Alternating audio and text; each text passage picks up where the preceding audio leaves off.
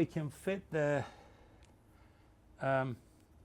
cartridge onto this, and I believe we are fitting the XtraX, so that is good. If you want, maybe what I can do is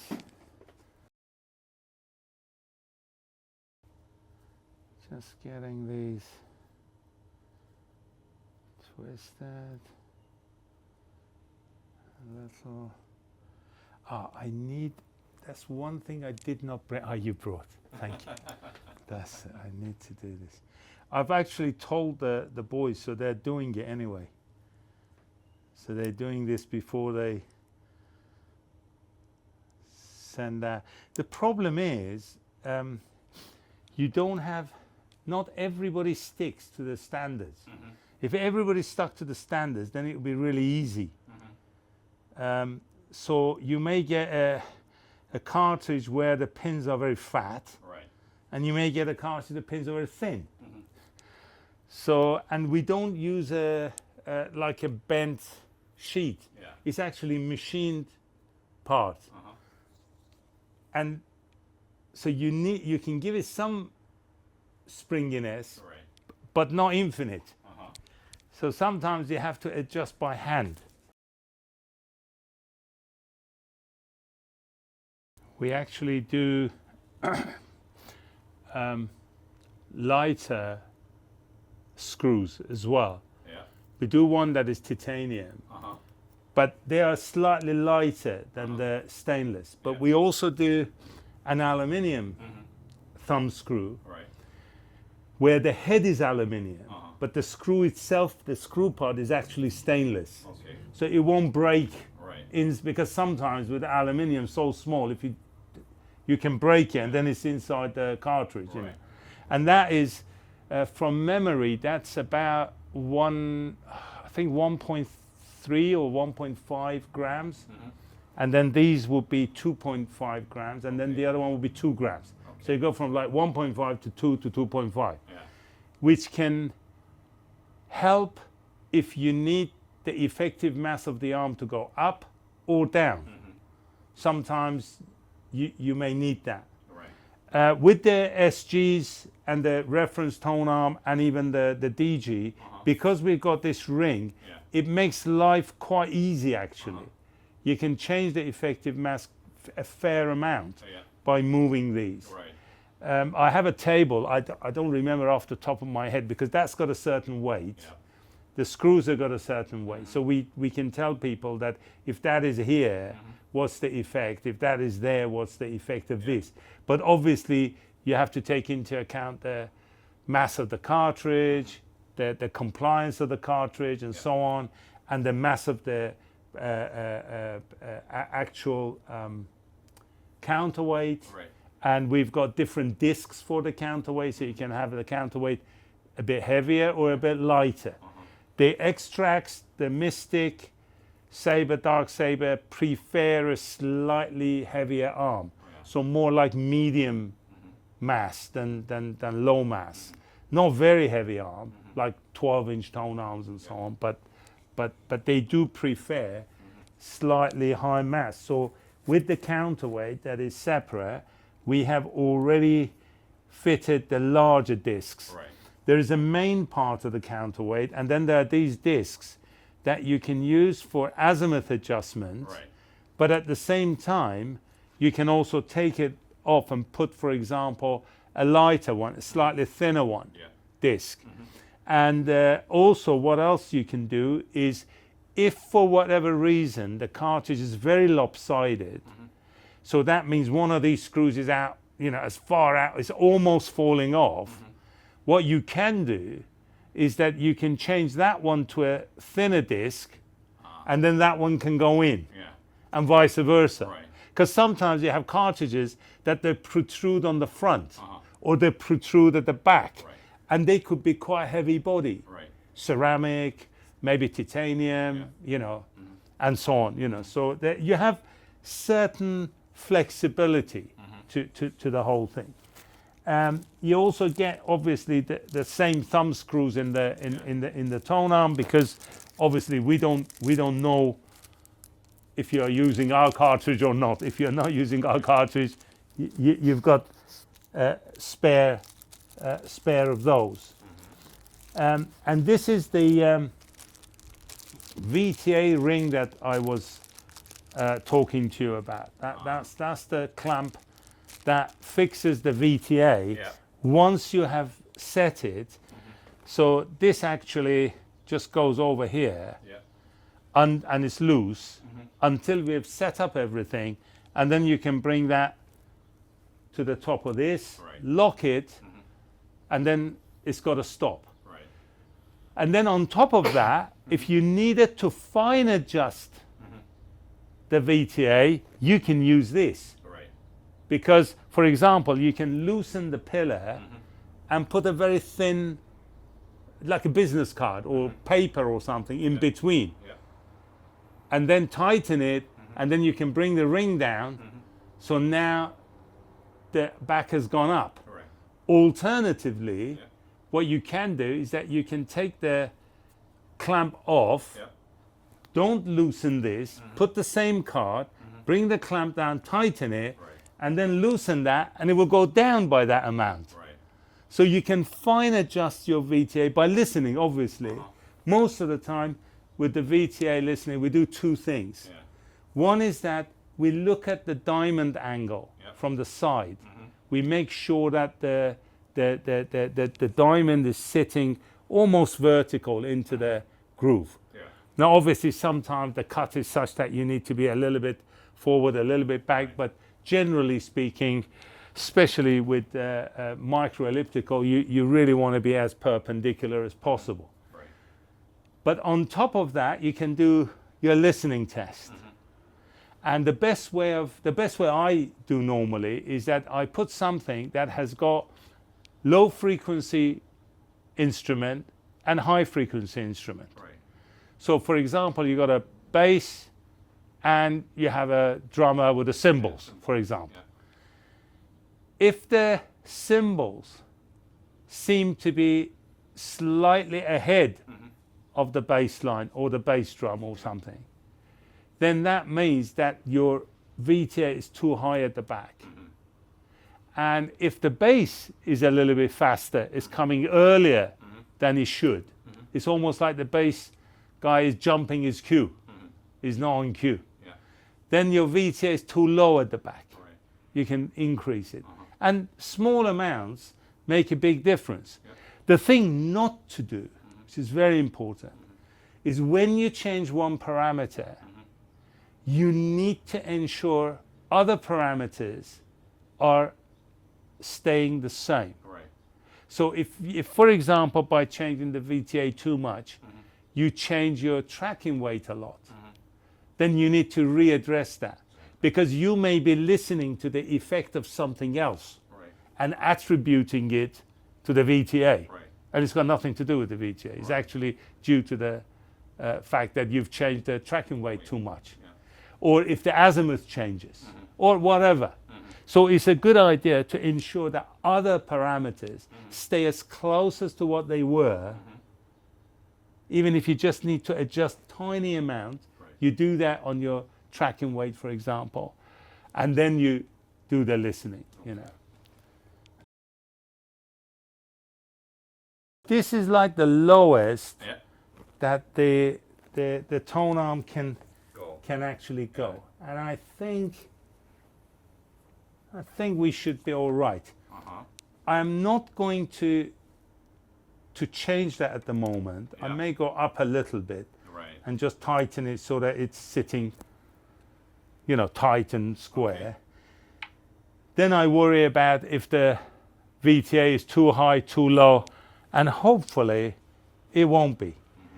We have the anti-skate thread, and actually in the manual for this, you can almost follow exactly what we are suggesting, and most likely everything will be okay.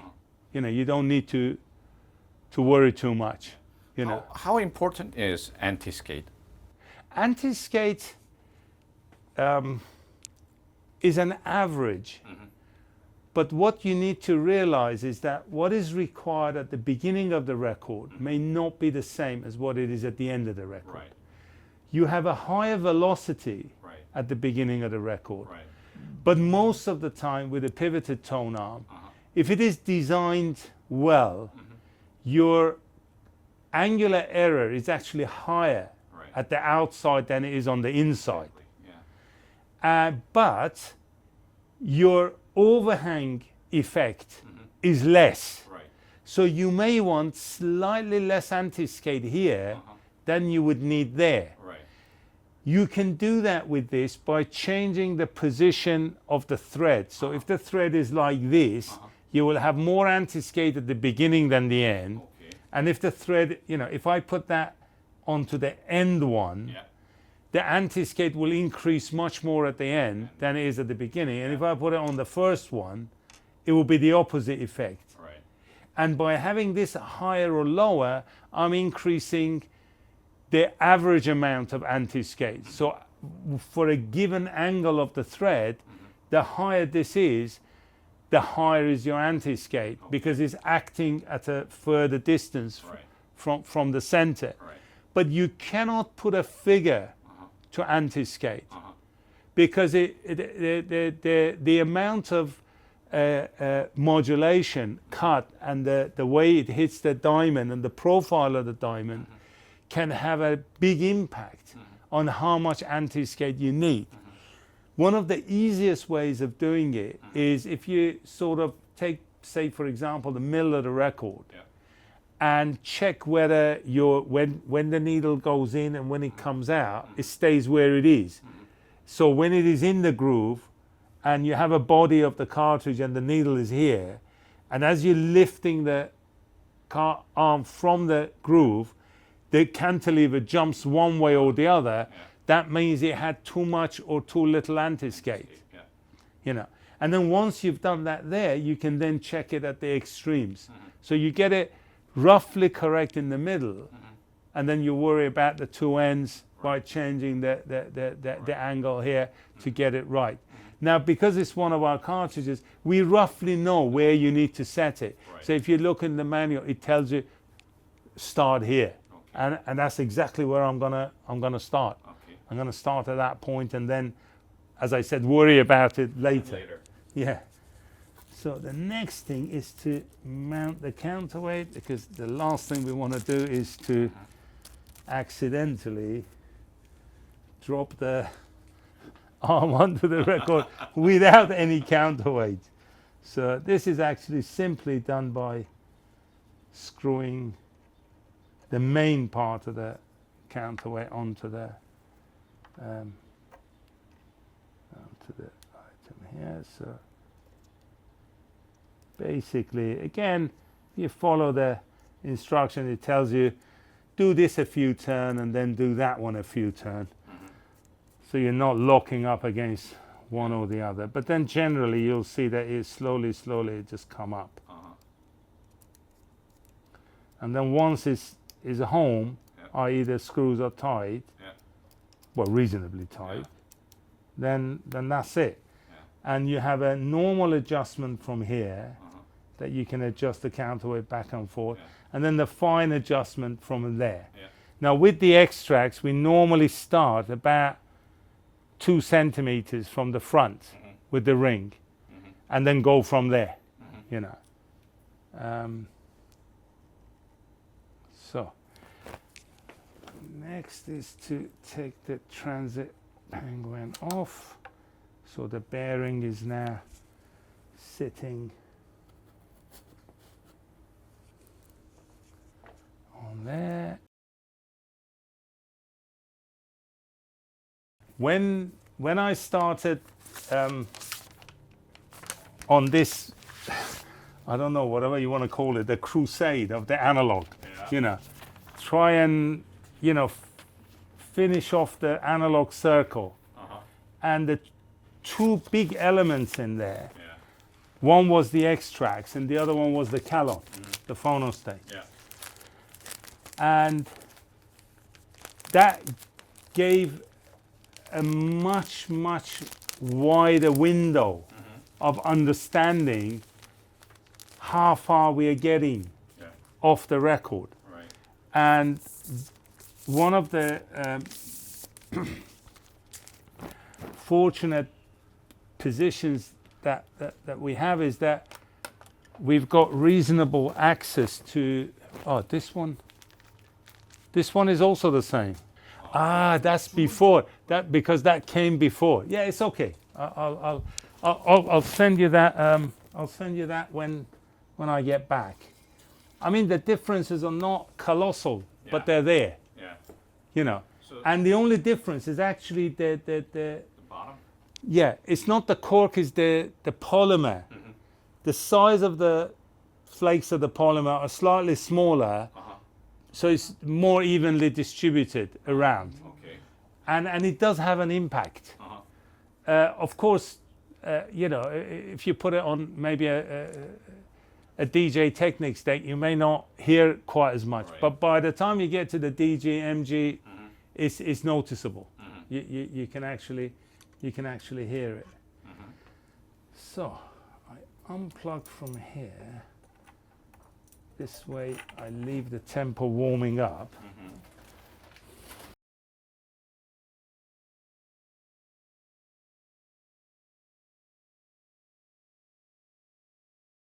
It's 1.99, nearly 2 grams. That's okay for the moment. So we're not in danger territory. So the next thing, I just want to check the roughly the azimuth. So if the azimuth is not too far off, then I will check by looking at the stylus, the VTA. The azimuth is a little bit off this way. I just check. Yeah, very small amount, but it's okay. Mobile phone.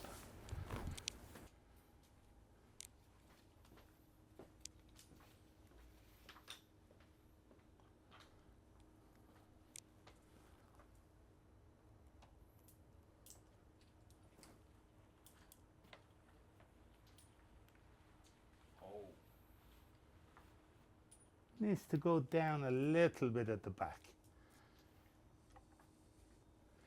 So hopefully I will have enough. See? There. Hopefully I will have enough adjustment. Better this to come down. The lift lower is a bit too high. We can adjust it here.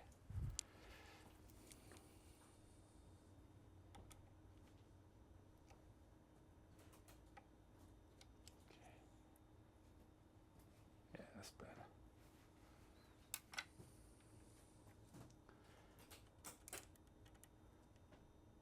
So now I'm actually going to use the clamp. So I brought it up by about 1/2 mil. So that just dropped to the clamp. Right. And I can have a look at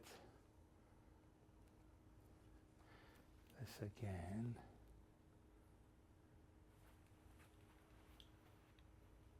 Maybe a little bit more. That's the one good thing about mobile phones. Yeah. Right. When you go back 35 years ago or so, there was some gentleman in UK used to make a little, like a microscope that you used to put to the side, and I used to use that. But I can't remember, a few years ago, we were somewhere setting up, and our UK sales guy, Mike, was saying that, oh, have I got the VTA? I said, oh, why don't we use the mobile phone? He said, what? Mobile phone for VTA? How do you use mobile phone for VTA? I said, well, the pictures are now much more high resolution, you know. And he's thinking, what? And then when I did it, he loves it. Because wherever he goes, he says, I can adjust everything in 2 seconds, you know. And it's almost correct from the start, you know.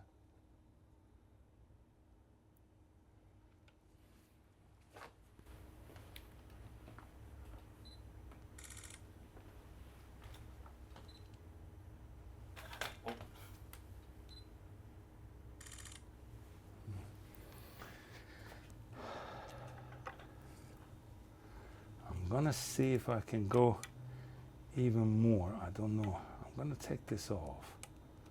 Let's just see how much room I have. Oh, not a lot, but I think it should be all right.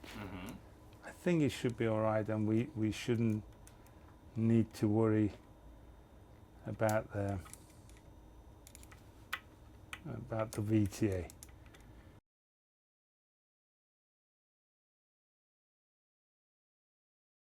Now, one trick, because as I said, these normally people can use on the SG or the MG. Yeah.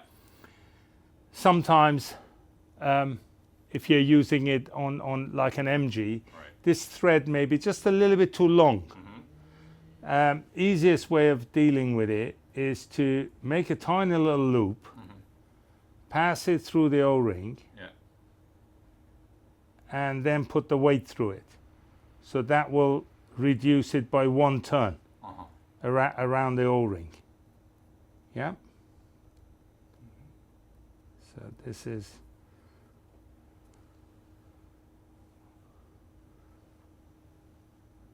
just in case somebody thinks they have to cut the thread and do it. You don't need to.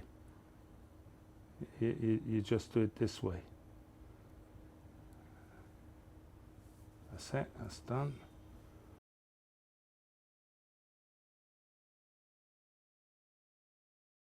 Check the azimuth. Since we're almost done with the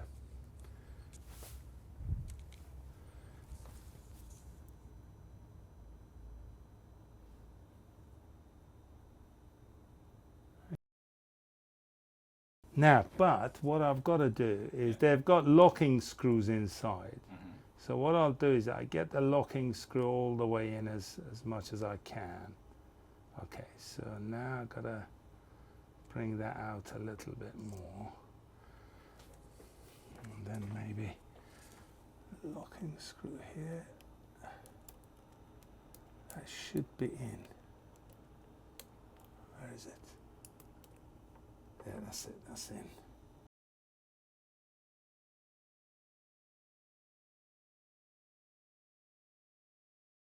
Perfect.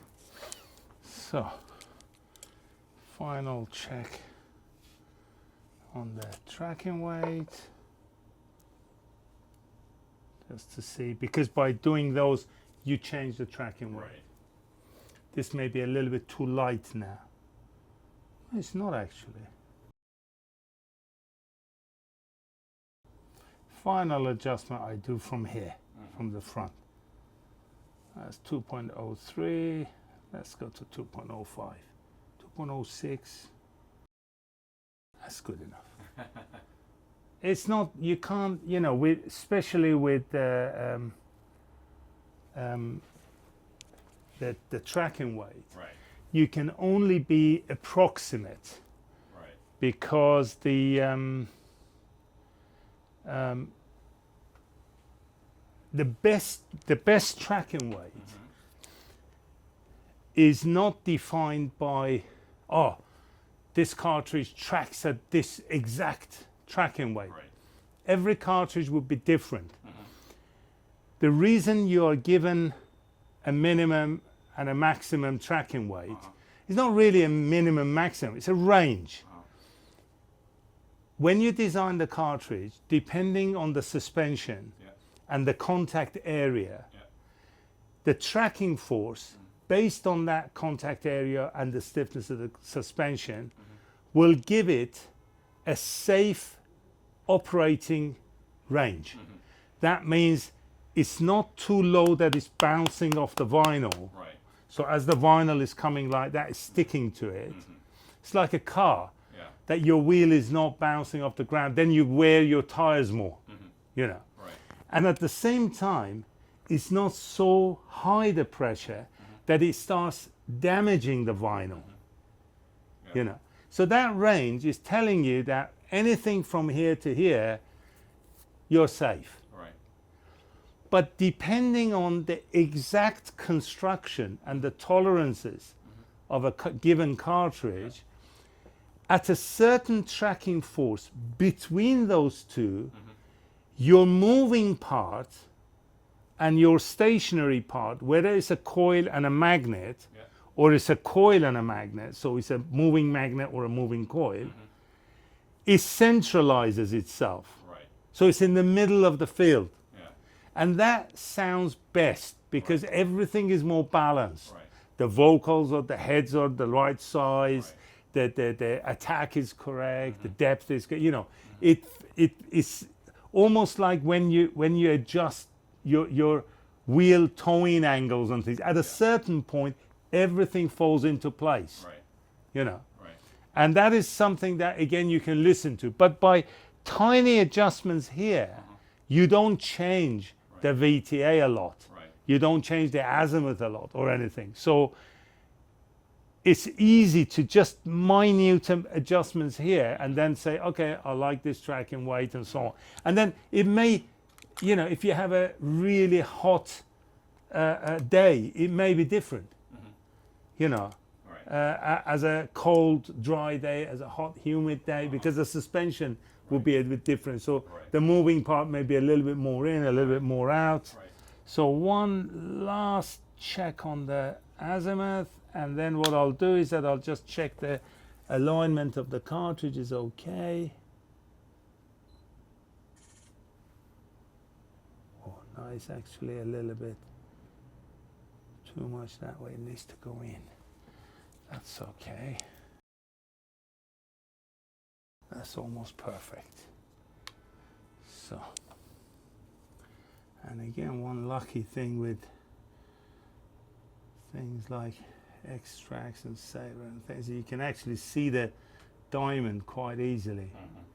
So you can check whether you're in the right position. So first thing, I'm checking that I'm starting on this curve and I'm also finishing on the curve. Right.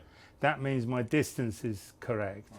And then the next thing is I look this way to see if the angle is correct, and it isn't. The angle is sort of like this. So I will bring this a little bit forward so it's actually correct at that point. It's easier perhaps if I do it from here. Oh yeah, I can see I've done something wrong. Okay. That's better.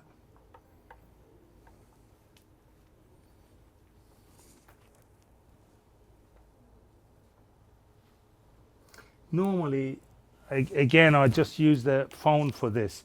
Just take a picture from above, from the front, for the azimuth, for the VTA. You can then see the angle quite clearly. But that needs to.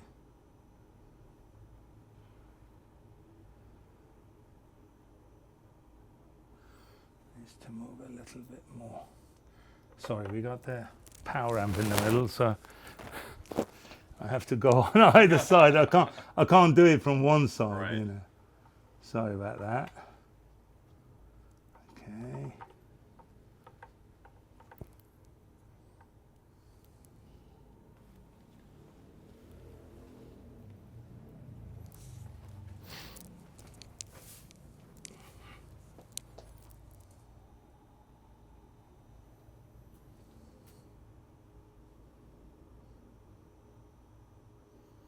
Okay, that's beginning to look quite good. And then, since we have just slightly adjusted the cartridge a little bit, maybe what I'll do is that I just do a little re-verification of the tracking weight. In any case, we can always fine-tune all of these later.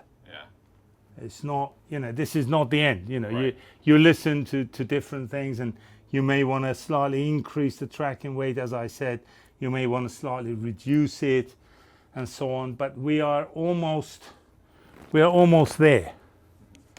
So right now, the important thing now is to make sure that there is a connection between the Tonearm and the phono.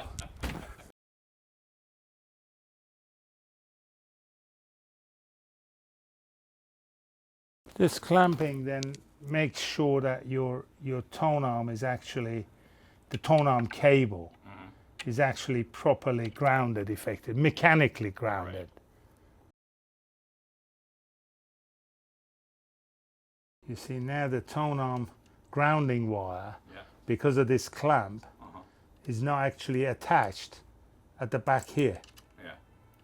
So if you needed to demonstrate another tone arm cable, you don't need to detach it from the back of from underneath here. Right. You just undo this, unplug that, pull it out, put another one in, plug that in, put the grounding wire, and then you're away. Okay. You know, so it will make, if you need to do a like for like sort of demonstration, it makes life a lot easier.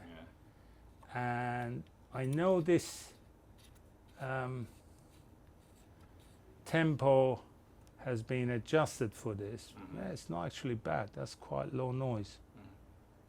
But maybe we can adjust it better, but I will show that afterwards when we've done everything. Yeah. So this, because we are RCA on HB, with the RCA we normally recommend to put the switches on 1, and with XLR we recommend to put the switches on 3, and these are both on 1. Yeah. I mean, when they leave there, the easy way to remember, RCA has got 1 pin, Right. XLR has got 3 pins. So 1 1 Yeah. 3 3. Yeah. So it's easily done. So that goes to here, left to left, right to right, and a ground.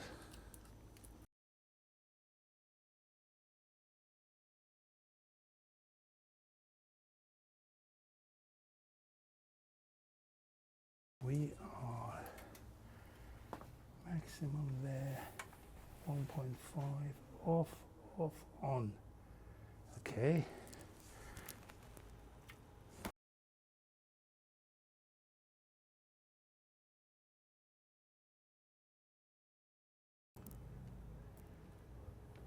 Yes. Can you hear it? Okay.